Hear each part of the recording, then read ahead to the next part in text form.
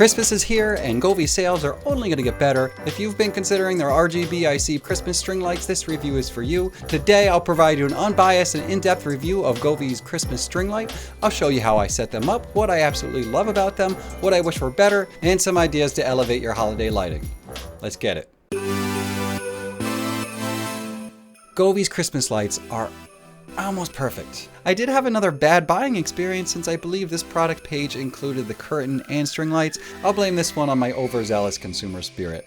Like the LED strip, I took a gamble and towed a 2.5 pound weight over a right angle. I broke a sweat testing on my children's set, but I did not break any lamps. When I installed these, I spun them around the bunk bed stairs on 2 occasions to get the result I wanted.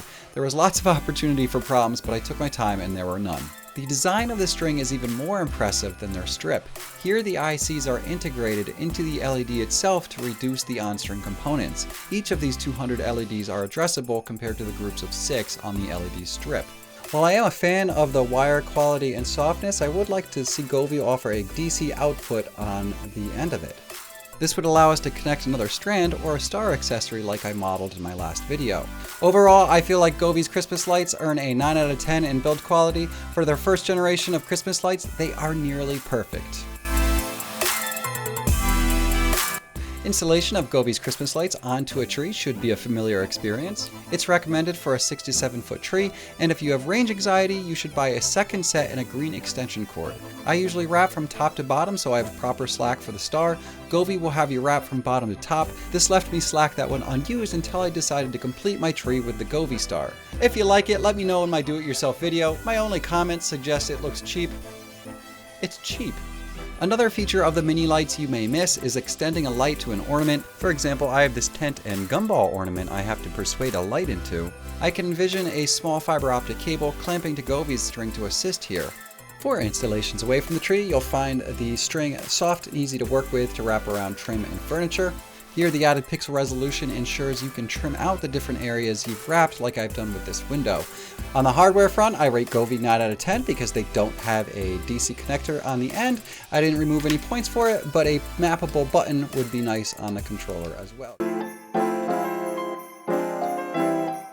I can't review smart lighting without going underneath the hood. This is not a full app review, but a must share. To keep it short, adding and organizing the lights was a breeze. Most of my time has been spent in do-it-yourself scenes and automation features, and this is my experience in those areas. If you've purchased this string, chances are you'll be tone mapping those 40 sections to your bias lighting in your room. In the do-it-yourself section, you'd create a new do-it-yourself using finger sketch to customize colors and effects.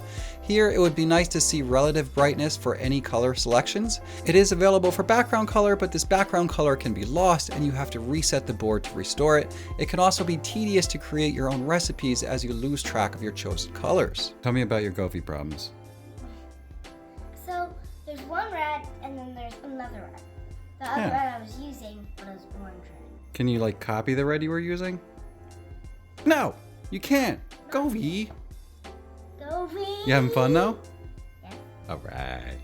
I've recommended do-it-yourself here instead of snapshotting because you can actually not edit a snapshot. When you open them, it's applied to the lights but not to the color board. Do-it-yourselves can be saved and adjusted, and my only gripe is that you have to apply each change, which slows down sketching. One last benefit of do-it-yourself is that, unlike snapshots, you could apply it to any device, but because of this, after creating a do-it-yourself, you must also add the link to the device page. Govee offers us over 120 scenes, and I'm not crazy about any of them. Many are a bit too wild or erratic. My pseudo-holiday favorite is Days because of its relaxed animation and colors, and here are 2 others that show well.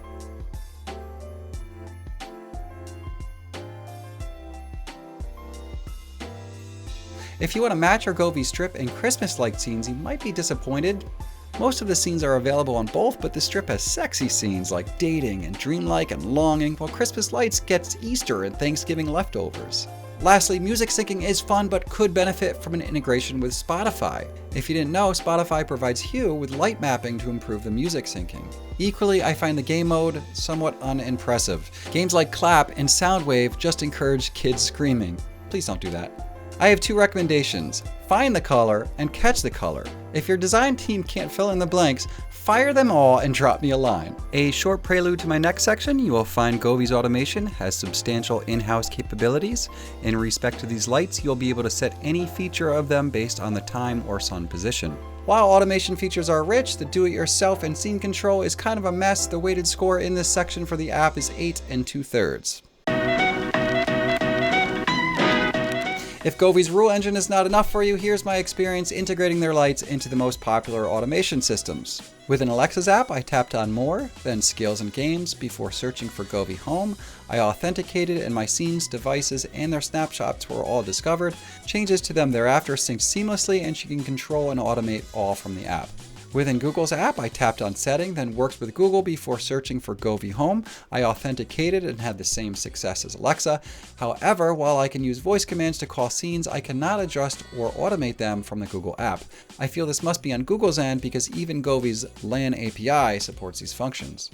SmartThings, Home Assistant, and Habitat will all use Govee's Local-LAN API with their respective applications. I recently moved from SmartThings to Habitat and will link repositories for each in my description. This local API took about an hour to configure after requesting an API from Govee and has been super reliable.